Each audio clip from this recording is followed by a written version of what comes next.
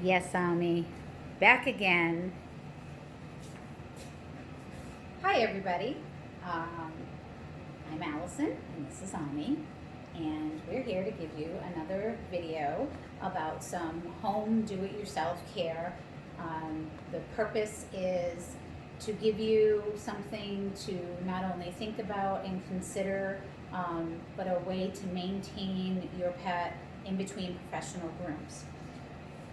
We're going to talk nails, and first I'm going to talk about some tools. So everybody cringes when they think about cutting their dog's nails. So there's a bunch of different tools. These are nail clippers. They are sideway clippers here.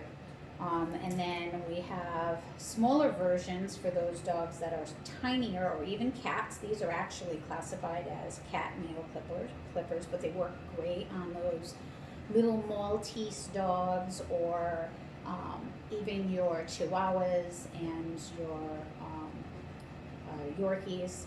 The nails are a little bit more shorter and smaller. And then there are the different sizes. So there's quite a few that, as a professional, we've invested in, depending, because we never know entirely. There's no one size fits all. So with that, now we're going to talk some power tools. Yes, power tools. So in the beginning of switching to grinding tools, groomers would first cut nails and then take an emery board or a metal file and file off the rough edges. And there's a few tools that help us with that, with the filing portion. Come forward, because you look like you're choking yourself. Hey, come up here, sit. Good boy, sit. So this is made by Dremel. This is a little smaller, easier to handle. It is designed to fit in your palm for easy handling and control. And it has a plug-in for the power source, so it's a rechargeable investment. Originally, I found these at Walmart or even Target in your home here in the tool area, and it was $30, between $20 and $30, depending on the store. Now you can get them, of course, on Amazon. And now they make them with this handy little paw print, because Dremel got smart, and now it's probably more closer to 50. But it's 7,300 Dremel is the actual type of Dremel it is. And then we have the Dremel Micro, which is also rechargeable. It has a handy little stand that we just put it in, and it rests there, and it charges when it's not in use. This has a speed setting, so I can lower the speed or I can increase it, and that's because this is a detail tool. Any men who see this would know that you can use this in woodworking, and you can use this for, there's a lot of applications. Groomers, we use it for doing nails. The difference between this and this is a 2-speed setting tool. It's high and low. The other difference is when you are using these tools is the type of sandpaper. There's different grit, and it does take a certain comfort level to be able to do the nails with these tools. Stability is going to be the biggest thing. If I hold my dog and I do this, I'm going to bounce all over the place. I have nothing to keep that foot still, and the dog's going to eventually resist because there's too much going on. So positioning yourself is a big part of what you're doing. So for me to do Amadeus's nails, first you need to understand the foot. and the nail. Yes, he's extending, he's pushing his feet out. So when he does this, go ahead, push. You can draw an imaginary line from the bottom of that pad at a 45-degree angle straight through that nail. And what is protruding from that imaginary line, and I'll try to leave my thumb there, that is what needs to be removed. That is the overgrowth. That is what's too long. How do you determine when? If you're cutting nails, you would cut front nails every week, back nails every other week. Grinding nails allows you to get a lot shorter, get a lot closer to the blood supply in the nail, with less risk of actually causing trauma to that blood supply. Handlers, show people, when you watch Westminster, for instance, some of those dogs, their nails are being ground by a Dremel tool daily. Yes, you can use this daily. And the reason for that is when you show a dog, you want to have these nice little dainty nubs. You don't want these. It's all about the dog's look and what the dog can produce in offspring. And that's what they're being judged about. So for our pets, though, we want them to be comfortable. Nail length is super, super, super important. If you have an elderly dog, if the nails are long and your dog already has arthritis or is even overweight, you are compounding the problem by allowing the nail to be long. Because if the nail is long, then it creates pressure in the toe. If it creates pressure in the toe, the dog tries to move away from the pressure, so they start to walk on the heel of their foot. When that happens, they put an added strain into the joints, and then now what was already sore and inflamed from arthritis or from excessive weight now is being compounded. So of course now the dog doesn't want to move, doesn't really want to be active. That's the root cause to why the dog doesn't want to go out and exercise. So nail length, super important. Okay, next question. What do I do if the dog's nails are already too long? Well, if you're going to start doing them at home, you want to be prepared. So do a little research on your tools. You can call your groomer. You can comment on our video, subscribe, and I'll be able to get back to you and give you some answers, some recommendations. If you have a groomer in your area, you can ask them what do they recommend as far as frequency to have the nails start to retract. It can retract, but it took time to get too long. It's going to take time to retract, okay? So more frequently doing nails is better than less frequently. You're going to say probably you have a dog that hates their nails done. Well, of course the dog hates their nails done. It's not being handled very often. And when it is handled, it hurts. Their feet are sore. It's like you walking around with a pebble in your shoe and then go run a 5K. Your foot is going to kill you. You're not going to want to get up and walk around after that 5K with that pebble in your shoe.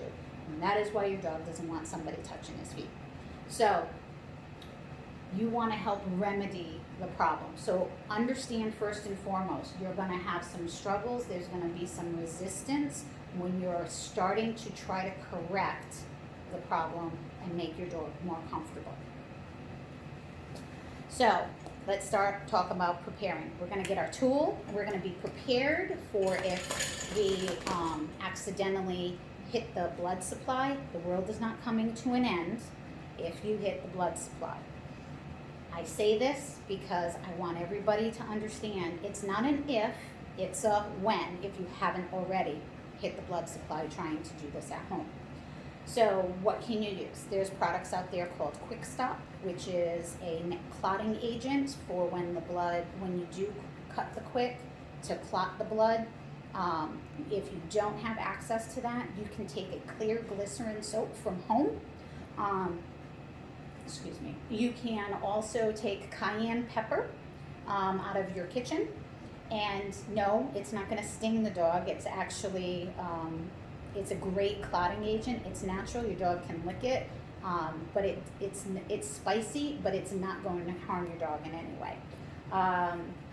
Another clotting agent is you can use cornstarch, and some people have that because they're bakers, so they'll have that in their kitchens. Cornstarch is a natural clotting agent as well. So if you have any one of those things, I would get that out before you start. You want to be prepared. Also have a spare rag close by, because you want to be able to wipe away, or you want to be able to see what you're doing. So having a spare rag specifically for when you do this type of home care is what I recommend.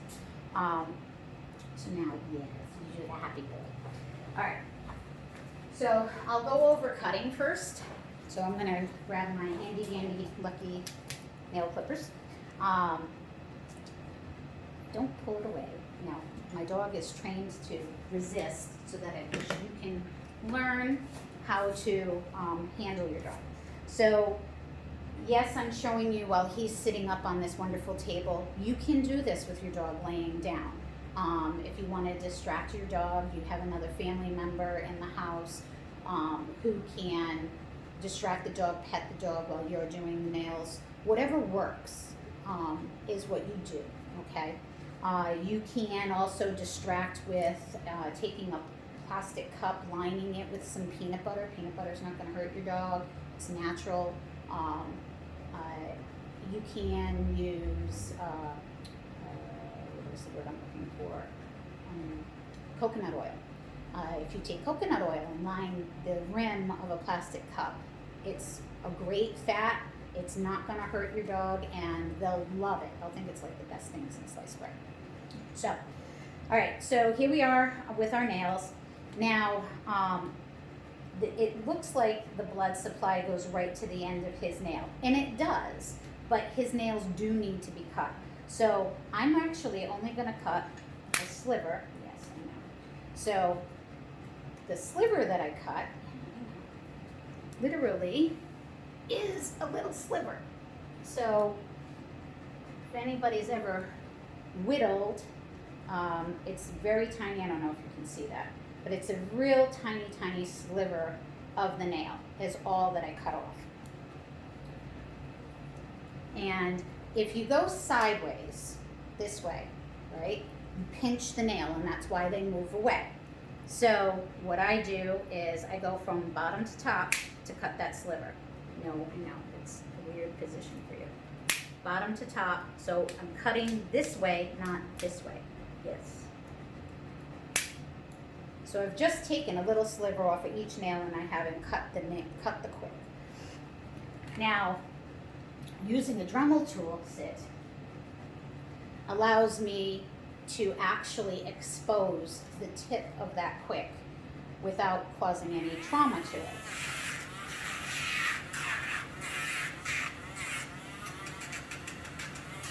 So that noise is because I'm bouncing in and out of the nail. If I stay in one spot and just keep grinding, this tool creates heat. Well, that heat then radiates into the nail and into that blood supply, which is essentially a nerve. And the dog then can feel that heat and then wants to move away from it, so they pull. So if you're bouncing in and out of the nail that you're trying to shorten, you're not going to create that added heat, and you can actually see what it is you're trimming and what you're filing down. Sit. No. Good. Paw. Give me paw. Good. Okay. So, again,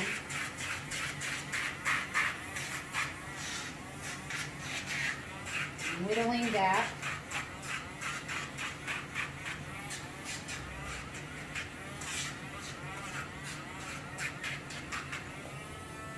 So, now, I'm sure there are a few of you that are like, well, my dog's nails are black and I can't see, and I'm just afraid. You're right. Your dog's nail is black, and it is harder to see the blood supply and to see that, but it's there. Some people's dogs, like Amadeus here, actually have this blonde strip in the nail on one side or the other, and that will show you where that blood supply is. I'm going to stand. So, what do you do to do these back nails? So, natural movement, I just want to talk about movement for a minute. Your dog walks like so, right? And if your dog is what we call east and west, their front feet go like this, and they look like bow-legged, they walk kind of like this, right? If you bring the feet up like this, your dog is going to be in pain, okay? You want to pick up your dog's foot and see where the joint actually takes the foot. And that is how you can alleviate some pain when you're trying to do these nails. You want to use your dog's natural body movement. So my dog walks here and his little feet go like this, so I can bend his foot back this way and I can see the bottom of his nail. So in the front, when I do his feet, I can come out like this to see the front of his foot. But if I wanted to see anything underneath, I'm actually bending his foot in this way. Another movement to do nails is I'm standing on this side of my dog, and see how his foot is bent this way? This is natural. This is a natural, if he was moving, his feet do this. So I can look from under here, and I can do this nail, and his body is in a very natural position. I'm not adding to any strain in the joints. And when I look, there is a little fleshy bulb, which is the end of that blood supply. There's no bleeding, we've got no blood, but the grinding allows me to expose that little fleshy bulb. And why do I want to do this? Well, I do this because now, when he has his natural walk, when he's just strutting around, that little fleshy bulb is getting constant stimulation with his own gait, which helps in retracting it back to where it needs to be. So dogs that have much longer nails, if they're done frequently and that fleshy bulb is exposed, it's getting stimulation after the nail has already been cared for and the dog is walking, and it starts to retract a little quicker. It's still gonna take time. You're not gonna speed it up. It's gonna take just the understanding of how much time, and that depends on how often you do the nails. So I hope that helps you with doing some home care. Again, please like and subscribe to our channel, and we look forward to seeing you next time.